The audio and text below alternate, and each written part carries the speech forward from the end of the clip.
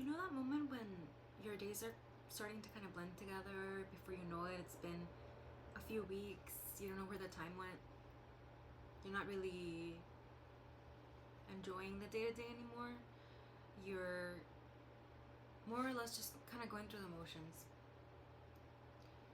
To the point where sometimes you think, what's the point of doing this specific thing today? It doesn't matter. It's not like it's gonna make a big difference in this project. This is the moment when people will start to think, oh, I'm lost. I'm lost in my career. Like, what even is this even my thing? What is my thing? You may be thinking, I'm just not happy. I'm living for the weekend. I just see no joy in my life day to day anymore. But that's not really the case. I think that has a solution. The key shift here, the key thing to notice is there's a chance you maybe have been following someone else's definition of success, unfortunately. Whatever some external source at some point told you, this is what it looks like to be successful.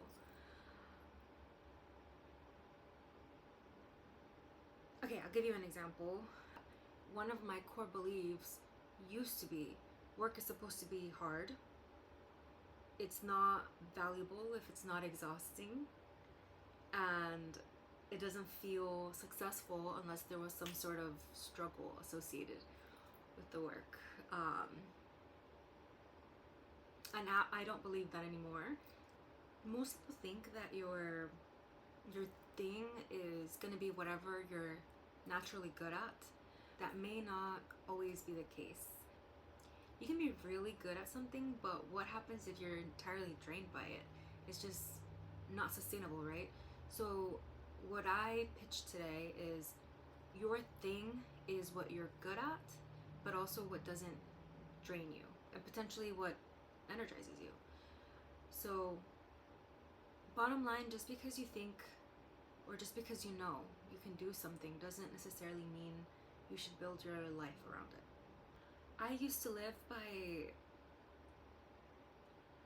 just continuing to push hard, keep pursuing the big titles, keep chasing all these things that everybody else is valuing. Some examples here are like titles, like a VP of engineering, manager of XYZ, right? Keep working hard until you achieve that level of prestige. What I wasn't noticing is that in the pursuit of all these external metrics of success, I was overworking myself, I was burning out, and ultimately it was leading to health issues that I was just not addressing. There was a specific moment for me where it kind of shifted. I had a boss that was in the military. A lot of people that I worked with have been in the military, but there was this phrase he would always repeat. You choose your fate, you choose your rate, you choose your fate. And if people in the military probably can explain it better than I can, but what I perceive that to be is we were almost normalizing burnout, where it was being used to justify the team, like overworking, unpaid hours,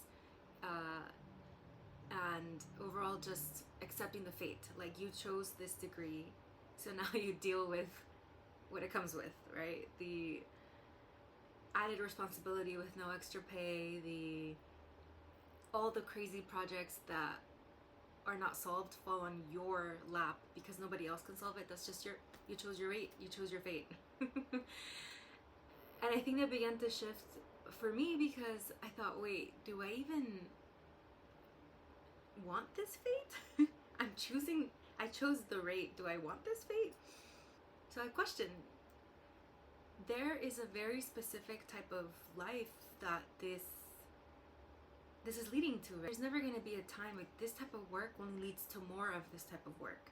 So I would question myself, do I even want that outcome, the outcome of what this path leads to?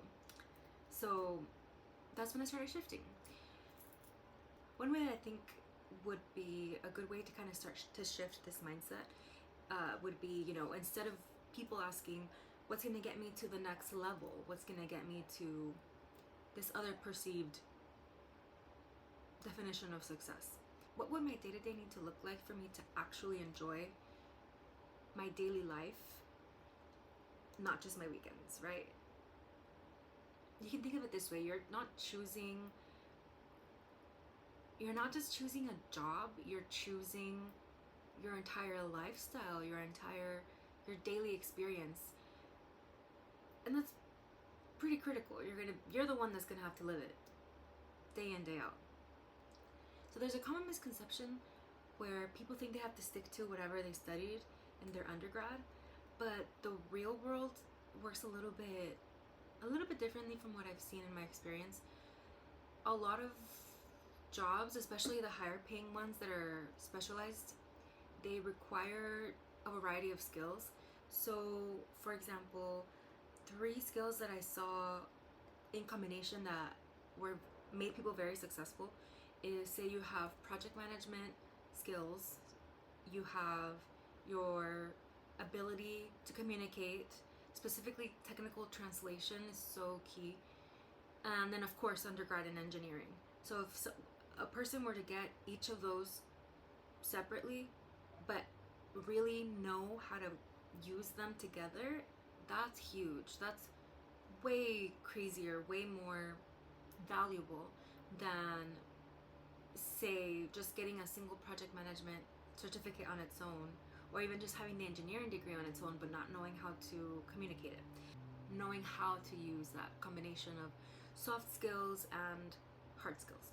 So I would recommend you talk to people, especially those that have jobs that you think sound interesting to you or you're just curious about. Talk to them to get to know what their day-to-day life is like. Ask a bunch of questions and just overall be curious about what type of roles are out there. I feel like when you're young and you're just starting out, there's so many titles that none of us knew about. And now as you're older, you go past them and you're like, nobody told me about this on career day. Like, all that to say, it's important to be curious, and the best way to figure out your thing is to just baseline learn what's out there.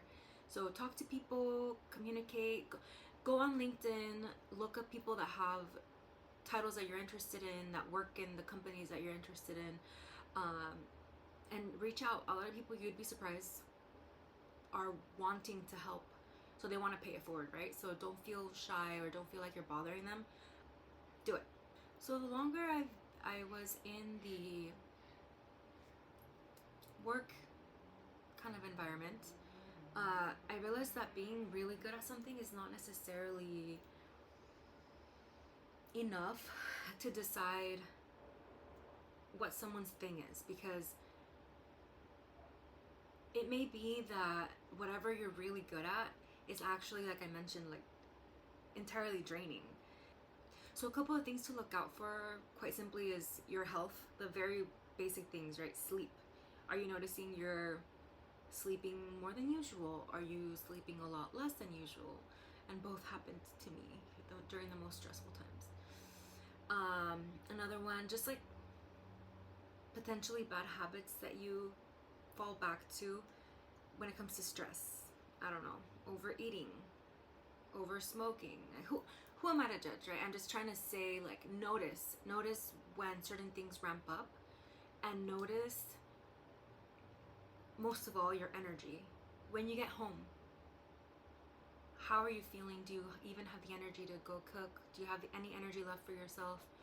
Or can you reflect and think, oh, actually I feel really good today. Wait, why? What did I do today that I really liked, or that I just overall was good for my body and my health? And try to pursue more of that. Your energy is data. I know I keep mentioning data in all my videos. But your energy is the data you're collecting. Most people just ignore it, but I'm just saying, pay attention to it. That's going to be a key way of figuring out what your thing is. Every single thing that you're experiencing, even if the job is intolerable, the people are not the best, everything you're doing, you're collecting information and making the observations to learn about yourself and know what works and what doesn't. Another thing that I think helps me is the ability to have a neutral perspective when you're approaching any situation, no matter how difficult it may be. Maybe you don't have the ability to get out of a toxic environment.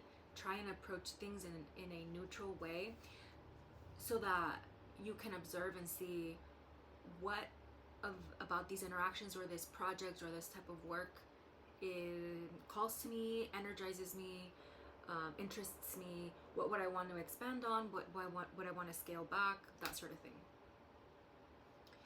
So you can think of it as you're not really discovering your thing, but you're like building it block by block. It's not going to happen overnight. I keep repeating that in my videos, I'm sorry. It's just going to be time. It's going to be time. And a lot of it just starts by observation. What I really want people to take away from this is you're not behind. I would say that you're actually ahead of those that are just following other measures of success, that haven't even thought this deeply about things, right? So in my mind, feeling lost, wanting to find your thing is a good sign.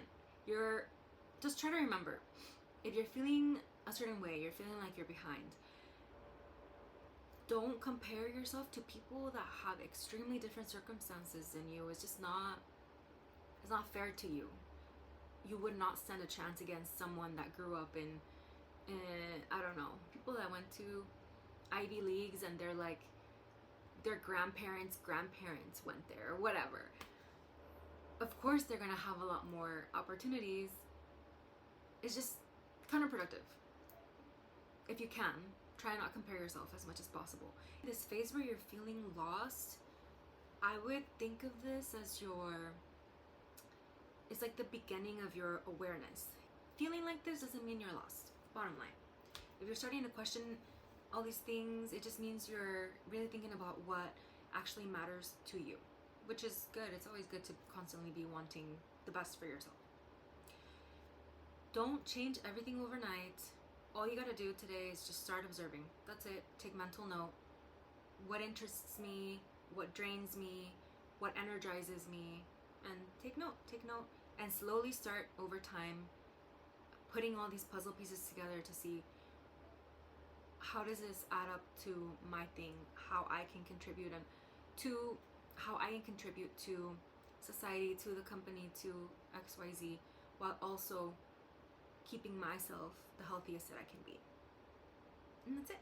This feeling of being lost is very familiar to me. So many things have happened. This year has not been going how I thought it was going to be, but I think it's an opportunity. What I'm trying to say is I'm also figuring this out real time with you. And I've gone through quite a few changes in my career, and I do feel strongly like each of those have been puzzle pieces. So if you want to follow along as I also figure things out, I'll be talking about the things that are not as commonly spoken about in the workplace, at least in my experience, and I would be happy to hear how everyone else's journey is going as well. So follow along.